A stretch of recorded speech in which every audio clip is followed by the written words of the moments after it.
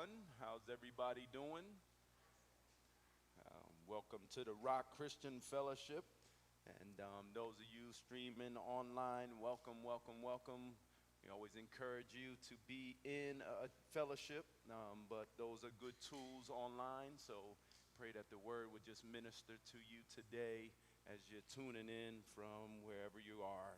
Welcome.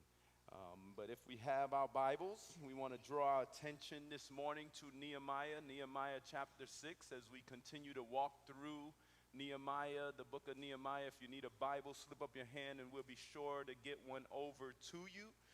Nehemiah chapter 6, yes, as Pastor Greg mentioned, this baptism desire, prayer, goal has been one that has taken a while, but we are thankful. We are very grateful that we are soon to be baptizing right here in-house. We've tried to do it at the pool, the rec center. We tried to do it down south, and, get on the bus, all kinds of stuff. But we can do it right here now, and so praise the Lord for that. But Nehemiah chapter 6, we'll cover the first 14 verses this morning. We said in chapter 4 that we saw discouragement, but then we went into chapter 5 and we saw and took a look at division. But today we'll draw our attention in chapter 6 and break this out into two separate messages. But ultimately the theme is really distractions. And as you see the cover page, the title of the message is "Oh No." And some of you guys are familiar with the 80s and even further on, you remember the old movie Home Alone. And something happened in that movie where, the family was supposed to be going on a family vacation for Christmas. And this family gets together and they're rallying up everybody. And then when they get on the plane to go overseas, I believe they were going to like London or Paris or something of that nature. And when they get on the plane, the mother realizes there's something not right. And then she checks, did we turn the light off? Did we lock the doors? All of these things she processes. And then all of a sudden she yells out, "Kevin!" One of her sons had been left behind, and we see there the great comedy movie, the kid survives making it on his own. He was only 8 years old, but one of the interesting things is simply this, like when you get in a panic, either you make that kind of face, like you smack your cheeks, or you hit your head and you're just like, "Oh no, I don't believe I just had to go through this," or "I'm in this predicament." And we see this morning, if you're taking notes, simple outline, we see Nehemiah is going to face opposition by craftiness. Craftiness in verses 1 through 4, opposition by craftiness. But then in verses 5 through 9, we see opposition by accusations. Opposition by accusations. And then finally, as we come to a close, we see opposition by treachery in verses 10 through 14, opposition by treachery. We look in verse 1 and it says, "Now it happened when Sanballat, Tobiah, Geshem the Arab, and the rest of our enemies heard that I had rebuilt the wall and that there were no breaks left in it, though at the time I had not hung the doors in the gates, that Sanballat and Geshem sent to me, saying, 'Come, let's meet together among the villages in the plains of Ono.' But they thought to do me harm. So I sent messengers to them saying, 'I am doing a great work, so that I cannot come down. Why should the work cease while I leave it and go down to you?' But they sent me this message 4 times, and I answered them in the same manner." We see in verses 1 through 2, we see this craftiness, if you may. The word craftiness means simply, it's a clever way of trying to achieve, deceiving somebody in a deceitful way, to try to engage them in a deceitful way. You're crafty, is what he's saying. It's this method here. And we see in verse 1, it says, as we've heard it before, it happened when.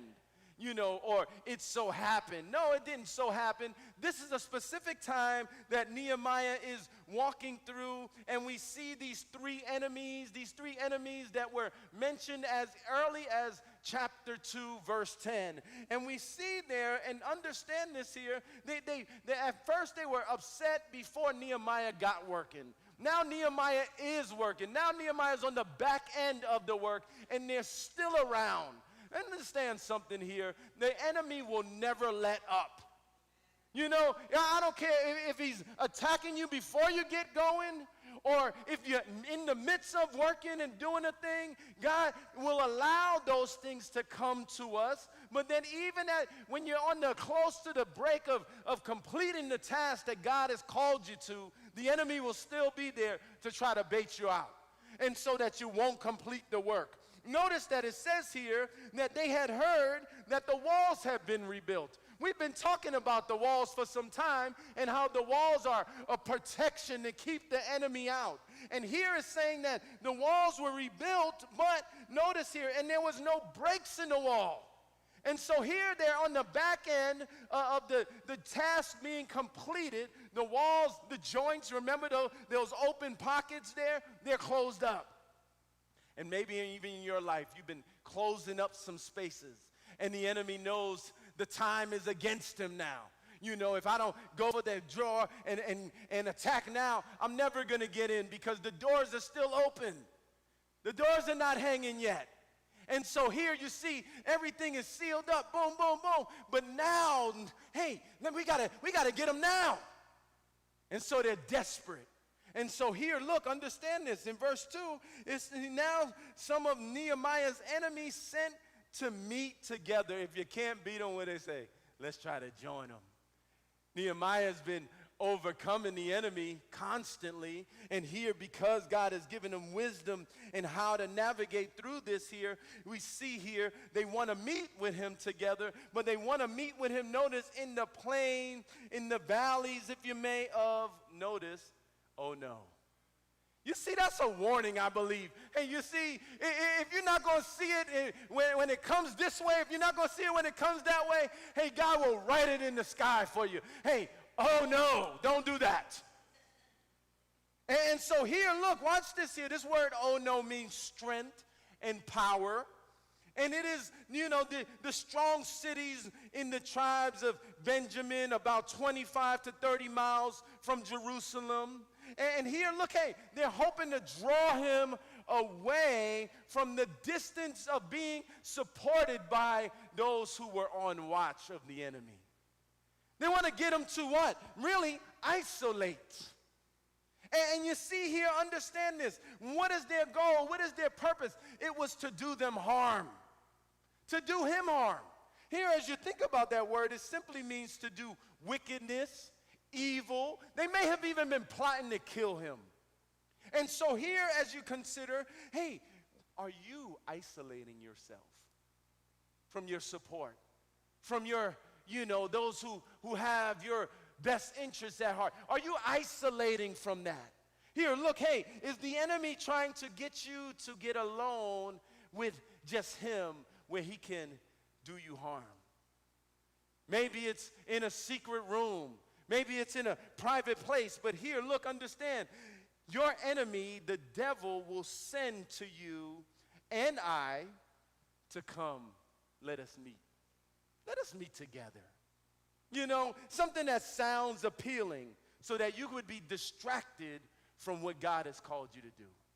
From what you are his mission here. Understand this here.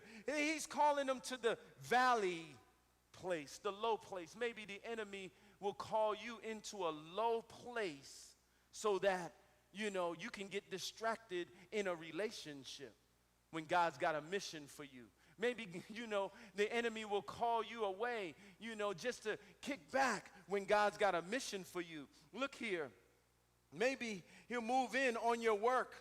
But the simple reality is this.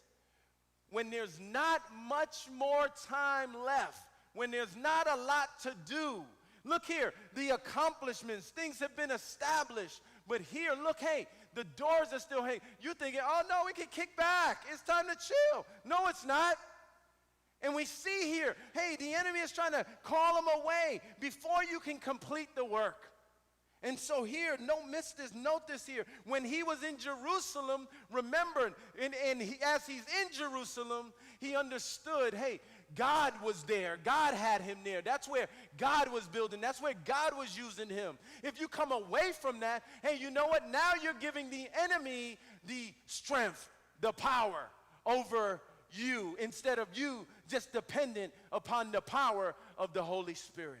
And so when we consider this, even as I think of, even in Numbers, as early as Numbers chapter 22, you may be familiar with the story. Balaam, he had a donkey, and there was Balak, who was the king of Moab. And one of the things that we find interesting as you go back and read the story, what you find is that, hey, Balak was trying to get the children of Israel to not be in the blessings of God. And so he was trying to get them away from those blessings. And every time Balaam would go to the children of Israel, he would pronounce blessings on them, because they were in the protection space that God had them in. And so they came up with this crafty idea. They said, hey, you know what? If we can just get them out of that space, I tell you what, come down to Moab and deal with the women. Then we got them.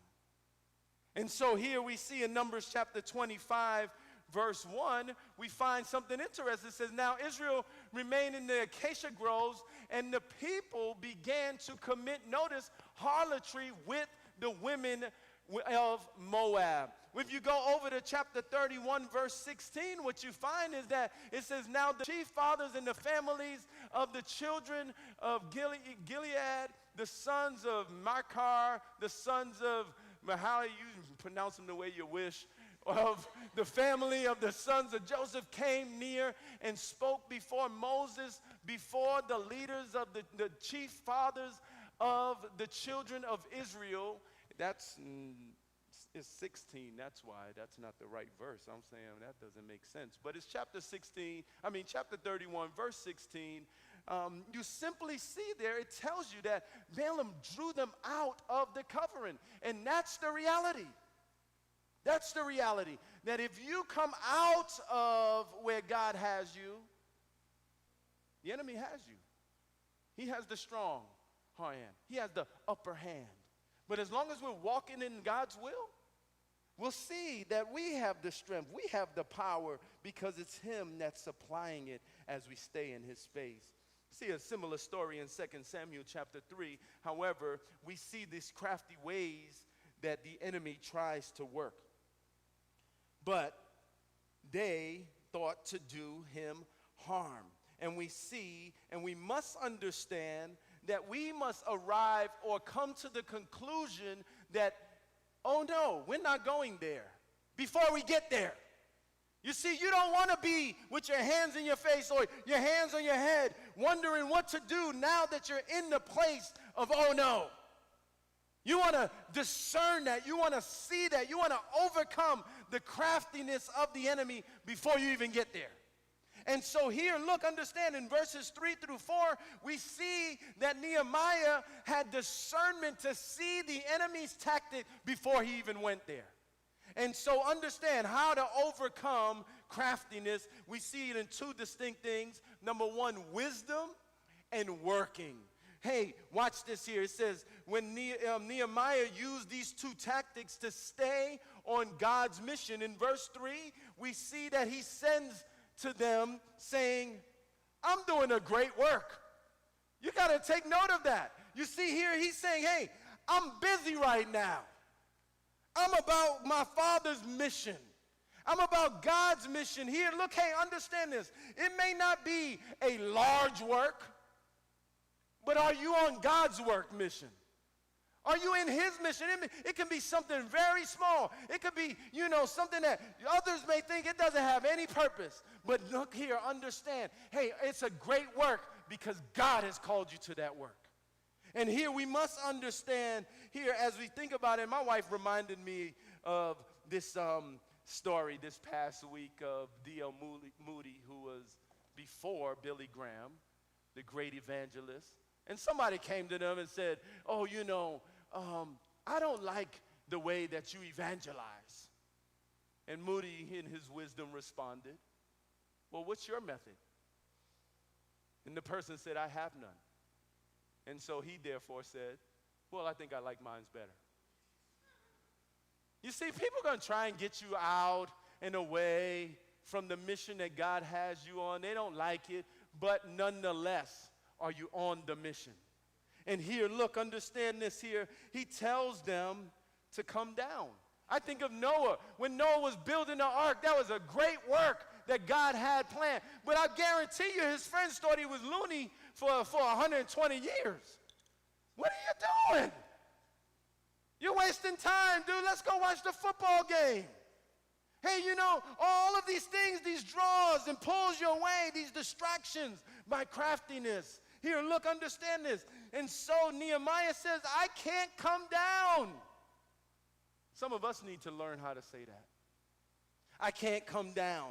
Hey, in other words, I'm not going to be taken under this power here. Look, hey, understand why he's saying, because he says, why should the mission stop? Why should the work stop? Why? Watch this here. He says, as I leave it. That word leave it simply means to let it go or grow or become slack in the responsibility, relax. And there was even this key word that said fade. In other words, fade away, or go down to you. Why should I go down to you? And in verse 4, however, we have to admire their persistence. These guys wouldn't stop. Notice it says here they sent for him what? They sent the same message what? 4 times. And there'll be another one we'll see as we move through the chapter. But here, look, understand. He said, I'm not getting caught up with this, but they continued in the same way. I think of Jesus in Matthew chapter 4, when you see that he was in the position that God had him in. How do we know that? Because it says there that the Holy Spirit led him into the wilderness to be tempted by Satan. So we know it was a God mission that he was on, but nonetheless, what we find there is that Jesus, first off, the context is this, that Jesus was fasting for 40 days and 40 nights. He's there fasting and praying for 40 days and 40 nights. And it's funny how the enemy comes first. Hey, if you are the Son of God, hey, you know what I want you to do? I want you to turn these stones into bread. You hungry? We gonna eat. He tested his identity of who he was, and he tested his stomach.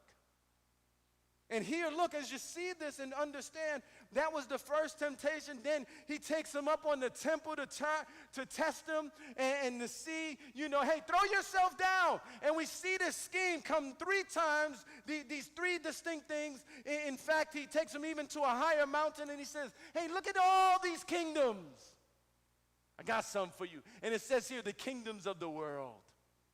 And so what do you find there? Hey, Satan will show you all kinds of things. But I love how Jesus responds. You may be familiar with this, but he says 3 times what? It is written, it is written, and it is written. The only way he can do that, and the only way you and I will be able to do that, is if we would be men and women of the word. He declares the word of God 3 times, and he tells Satan on the back end, away with you. I'm on the mission. I'm on a mission. Look here, understand this here. Jesus was on a mission to the cross. When you think about here, look, hey, he took the difficult route. Many of us are tempted by those things because we're not willing to take the difficult route. We want the easy route. You see, what Satan was trying to get Jesus away from was from the mission of the cross. He started early on, even when Jesus was a baby, trying to wipe him out. But here, look, hey, understand, he was on a mission. And many of us need to learn and understand, hey, the enemy will tell you to come down. Come down. Don't lower your standards. Hey, if God has you on a mission, hey, stay on that mission. Don't come away and get distracted with other things. Here, look, understand this here. Hey, Jesus was on the greatest mission, in fact. He was doing the greatest work. Here he's saying, hey, I'm doing a great work. Jesus did the greatest work. And even when he was on the cross, we see him, they're simply saying, hey, if you are the Son of God, hey, save us and save everybody else. Save yourself. But what did he do? He didn't come down. He stayed up. And that's what we need to learn to say, oh no, I'm not coming down. I'm coming down because you're trying to draw me away from the mission that God has me on. Here, look, understand the second point we see is opposition by accusation. We see it in verses 5 through 9, and we get it here. It says, and then Sanballat sent his servants to me as before, the fifth time, with an open letter in his hand, and it was written, and it was reported among the nations and Geshem, saying that you and the Jews plan to rebel. Therefore, according to these rumors, you are rebuilding the wall, that you may be their king. And you have also appointed prophets to proclaim concerning you at Jerusalem, saying, there is a king in Judah. Now these matters will be reported to the king. So come, therefore, let us consult together. Then I sent to him, saying, no such things as you say are being done, but you invent them in your own heart. What an answer. For they all were trying to make us afraid, saying, their hands will be weakened in the work, and it will not be done. Now, therefore, O God, strengthen my hands. Look what it says here. It's saying in verse 5, there's this accusation. There's a charge or a claim that someone has done something illegally or wrong, is what they're saying. And what has happened here, notice what it says. They come, number one, for the fifth time with an open letter. Check this out. And it's, notice here, I hope you don't miss this. It says, it is reported amongst the nation. That probably means one or two people trying to say that. But they exaggerate, right? You know, everybody's talking about this. You need to change. Popular opinion doesn't dictate truth. Because many a people will say many a things, but is it really they said? Or is it really that you have a problem? And you want a following among you to come along with you and say, you know what, I'm telling you, everybody's saying it. Everybody ain't saying it, stop. And so here, look, understand. They come up with this scheme, and we see the enemy coming at Nehemiah for a fifth time, but we see in verses 6 through 7, he is being accused of starting a rebellion. What an accusation. Remember, it was the Lord who opened the king's heart to allow Nehemiah to go down and minister and serve and build this wall in Jerusalem. And now there's this accusation that now he is trying to make himself the king. And here, as you think about this here, notice he's saying they even hired prophets. People are going around and saying, hey, there is a king in Judah. And here, look, notice, we see this even in Revelation chapter 12. It tells us that Satan is an accuser of the brethren. He will bring accusations against you and I. And you know what? We have to be wise enough. Wise enough. Why am I saying wise enough? We need to be wise enough to discern. Hey, I'm not falling for that. You see, a lot of times people will say they said and he's doing. Hey, did you hear from them? And we need to even do that amongst the body, because there are people that will come, yip. You ever talk to them about it? You know, you might need to tell somebody, my ears are not a garbage can. Or you may say, hey, can I quote you on that? Well, this is just between us. Whoa, really? It's between us. And who else did you tell? Here, look, understand this here. He's saying, hey, we want you to come. This is debate. Nehemiah, hey, come. So we can consult together. So we can talk about this together. So that there's no bad things going to happen to you. We're going to talk about it together. You know, I find this interesting because the Bible tells us how can two walk together unless they agree. And Nehemiah